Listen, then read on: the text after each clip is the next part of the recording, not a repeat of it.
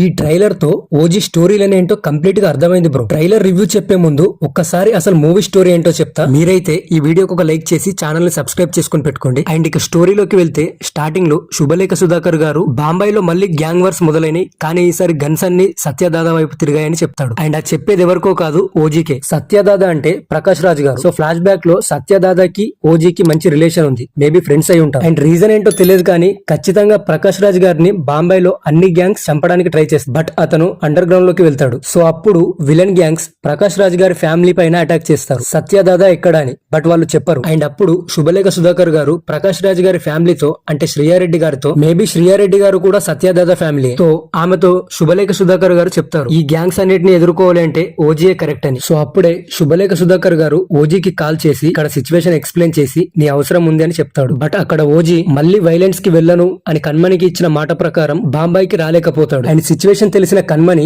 ఎక్కడ ఓజీ మళ్ళీ ఆ గ్యాంగ్ వార్స్ లోకి వెళ్తాడో అని అనుక్షణం భయపడుతూ ఉంటుంది. విలన్స్ గీతాని, అంటే శ్రీయారెడ్డి గారిని కార్నర్ చేసినప్పుడు ఆమె చెప్తుంది ఓజీ వస్తుండు అని. అప్పుడే ఆ విలన్ వాడైతే కాదు కదా అని భయపడతాడు. బట్ అక్కడ గీత ఒక చిన్న స్మైల్ తో కన్ఫర్మ్ చేస్తుంది వచ్చేది ఓజీ అని. ఇక విలన్ ఎక్కడ ఓజీ మళ్ళీ ఈ ఇష్యూస్ లోకి ఇన్వాల్వ్ అవుతాడేమో అని ఓజీ ఉన్న దగ్గరికే వెళ్లి ఓజీ వైఫ్ అయిన కన్మణిని కిడ్నాప్ చేసి కన్మణి చనిపోయే స్టేజ్ లో ఉన్నప్పుడు ఓజీ దగ్గర పడేసి వెళ్తాడు. ఇక్కడ ఒకటి ఓన్లీ ఎక్కడ ఓజీ ప్రకాష్ రాజ్ ఫ్యామిలీ కోసం ఇన్వాల్వ్ అవుతాడేమో అని మాత్రమే విలన్స్ కన్మణిని చంపలేదు. ఖచ్చితంగా విలన్స్ కి ఓజీకి ఫ్లాష్ బ్యాక్ లో ఏదో పెద్దగానే వార్ జరిగి ఉంటుంది. సో ఆ పగతోనే ఇప్పుడు విలన్స్ ఓజీ వైఫ్ అయిన కన్మణిని చంపేస్తారు. యాక్చువల్లీ ఓజీ తన కటానాని మళ్ళీ వాడకూడదు, వైలెన్స్ లోకి వెళ్ళకూడదు అని కన్మణి ప్రామిస్ చేసుకుంటుంది. అండ్ కన్మణి చనిపోయే స్టేజ్ లో తనే ప్రామిస్ బ్రేక్ చేస్తుంది, మీరు మళ్ళీ బాంబాయి వెళ్ళండి అండ్ మన కూతుర్ని జాగ్రత్తగా చూసుకోండి అని. ఒక అర్జున్ దాస్ గారి క్యారెక్టర్ కొంచెం డౌట్ గా ఉంది, ఆయన ఓజీ సైడా ఆర్ ఓమి సైడా అని. సో అప్పుడు ఓజీ ఇక 10 years తర్వాత మళ్ళీ బాంబాయికి తిరిగి వెళ్తాడు. అప్పుడే ఓజీ ఓమికి కాల్ చేసి బాంబాయి వస్తున్న,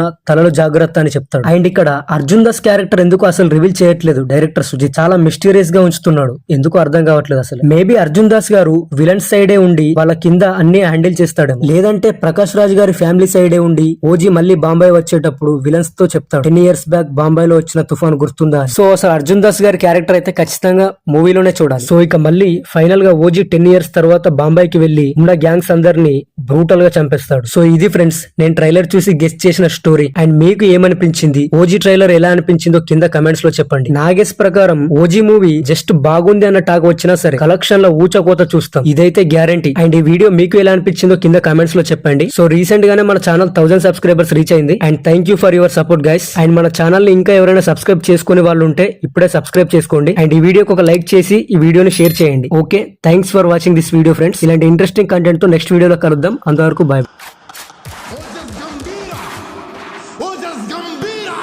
ఓజస్ గంభీర నా కొడకల్లారా.